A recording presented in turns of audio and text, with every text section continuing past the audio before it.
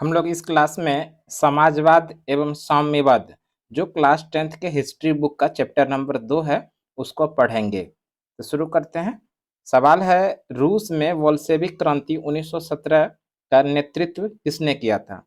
यानी कि बोल्शेविक क्रांति रूस में कब हुआ था? 1917 ईस्वी में। नवंबर 1917 ईस्वी में रूस में बोल्शेविक क्रांति हुआ था और इस बोल्शेविक क्रांति का नेतृत्व किया था लेनिन ने। याद रखिएगा, रूस में बोल्शेविक क्रांति का नेतृत्व लेनिन ने किया था और लेनिन के नेतृत्व में ही बोल्शेविक क्रांति रूस में 1917 ईस्वी में हुआ था। अगला सवाल है, कम्युनिस्ट मैनिफेस्टो। कम्युनिस्ट मैनिफेस्टो यानी इसी का दूसरा नाम है साम्यवादी घोषणा पत्र। कम्युनिस्ट मैनिफेस्टो का प्रकाशन किस वर्ष हुआ था? तो 1848 में हुआ था। कम्युनिस्ट मैनिफेस्टो साम्यवादी घोषणा पत्र का प्रकाशन कार्ल मार्क्स और साथ में फ्रेडरिक एंगल्स के द्वारा करवाया गया था। कब? 1848 में। कम्युनिस्ट मैनिफेस्टो का प्रकाशन किसके सहयोग से हुआ था? फ्रेडरिक एंगल्स के सहयोग से। किसने करवाया था? कार्ल मार्क्स ने। कब? 1848 में। अगला सवाल है क्वेश्चन नंबर 3, द्वितीय अंतरराष्ट्रीय पहले देख लेते हैं, पहला अंतरराष्ट्रीय सम्मेलन कब हुआ था? 1864 ईस्वी में हुआ था।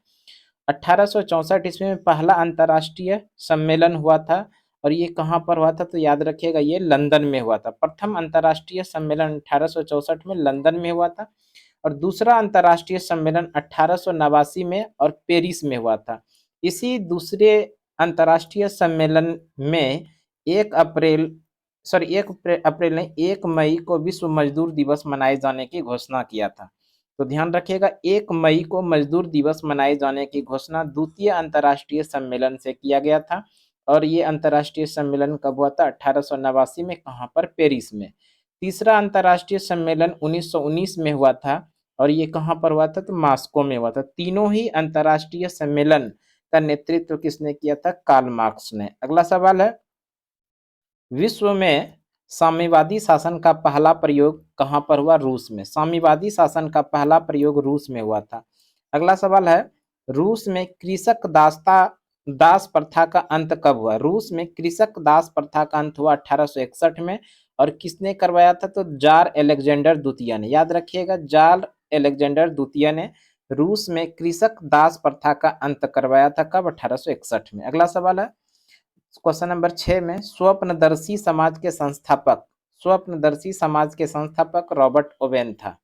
अगला सवाल क्वेश्चन नंबर 7, भूमि शांति और रोटी का नारा किसने दिया था? तो लेनिन ने। याद रखिएगा, भूमि शांति और रोटी का नारा दिया था लेनिन ने। अगला क्वेश्चन नंबर 8 में है, रूस की संसद को ड्यूमा कहा जाता था। याद रखिएगा, रूस की संसद को क्या कहा जाता है? ड्यूमा। वहीं पर जापान के संसद का नाम है डायट, नेपाल के संसद का नाम है राष्ट्रीय पंचायत और अमेरिका के संसद का नाम है कांग्रेस। याद रखिएगा, बेहद इंपॉर्टेंट है, यहाँ से निश्चित रूप से आप लोगों को एग्जाम में प्रश्न देखने के लिए मिल सकता है। रूस की संसद का नाम ड्यूमा, जापान के संसद का नाम डायट, नेपाल के संसद का नाम राष्ट्रीय पंचायत और कांग्रेस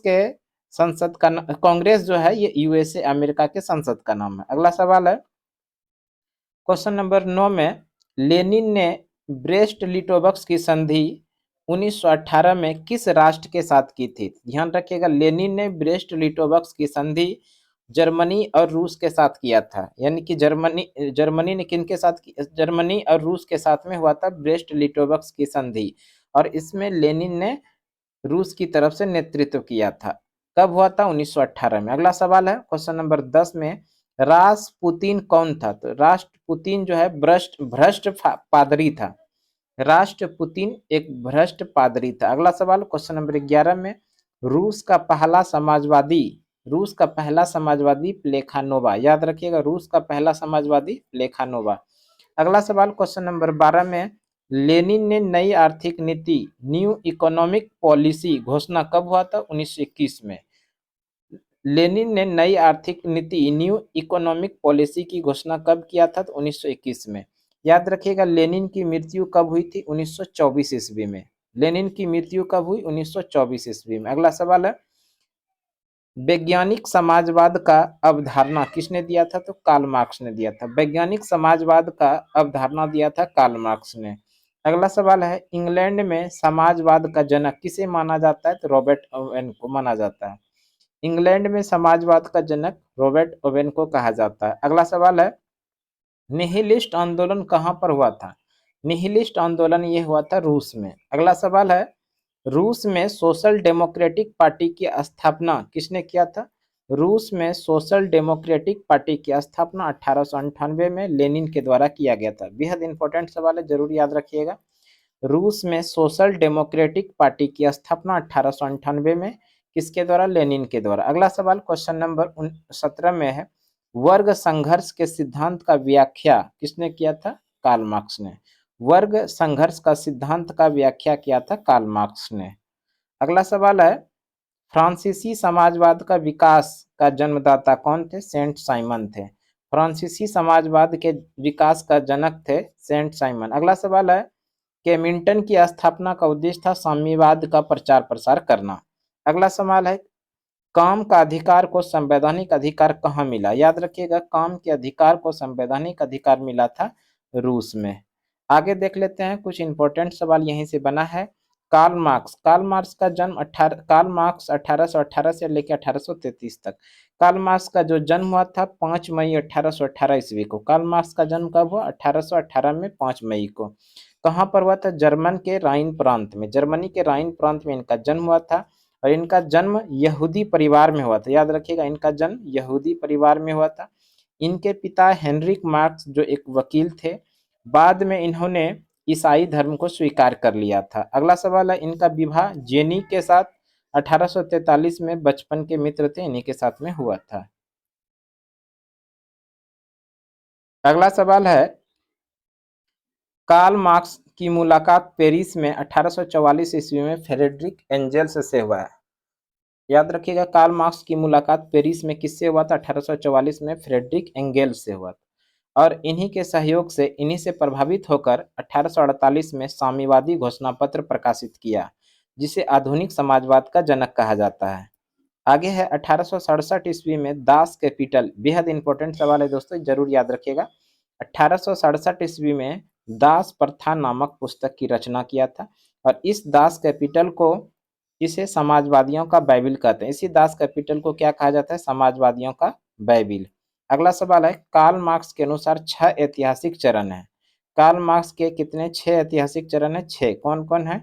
आदिम साम्यवादी युग, दासता का युग, तीसरा है सामंती का युग, चौथा है पूंजीवादी का युग, पांचवा है समाजवादी का युग और छठा है साम्यवादी का युग। आगे है द्वितीय अंतर्राष्ट्रीय संघ। द्वितीय अंतर्राष्ट्रीय संघ की स्थापना 14 जुलाई 1889 को हुआ था। द्वितीय अंतर्राष्ट्रीय संघ की स्थापना कब हुई? 14 जुलाई 1889 को। कहाँ पर हुआ था इस सम्मेलन? पेरिस में हुआ था। और इस सम्मेलन में 20 देशों से 400 प्रतिनिधियों ने भाग लिया था। इस सम्मेलन में 20 अलग अलग देशों से 400 प्रतिनिधियों ने भाग लिया था। इसमें क्या क्या काम, निर्णय क्या क्या हुआ? इसमें निर्णय हुआ था, प्रत्येक वर्ष 1 मई को विश्व मजदूर दिवस के रूप में मनाया जाएगा। तभी ये घोषणा हुआ कि प्रत्येक वर्ष 1 मई को मजदूर दिवस के रूप में मनाया जाएगा। और कार्य करने का जो अवधि है वो 8 घंटे का होगा। 8 घंटे से ज्यादा कार्य करने की अवधि नहीं होगा। तो इस तरह से दोस्तों आज हम लोगों ने इतिहास के चैप्टर नंबर 2 साम्यवादी घोषणा पत्र के इम्पोर्टेंट सवाल को देखें। और ये वीडियो आप लोगों के लिए आने वाले एग्जाम के लिए अति महत्वपूर्ण हो सकता है। अभी तक हमारे यूट्यूब चैनल पर नए हैं तो सुमन क्लासेस को निश्चित रूप से आप सब्सक्राइब कर लीजिए। इस तरह का वीडियो हम आप लोगों के लिए बराबर लेकर आते रहते हैं। धन्यवाद। जय हिंद।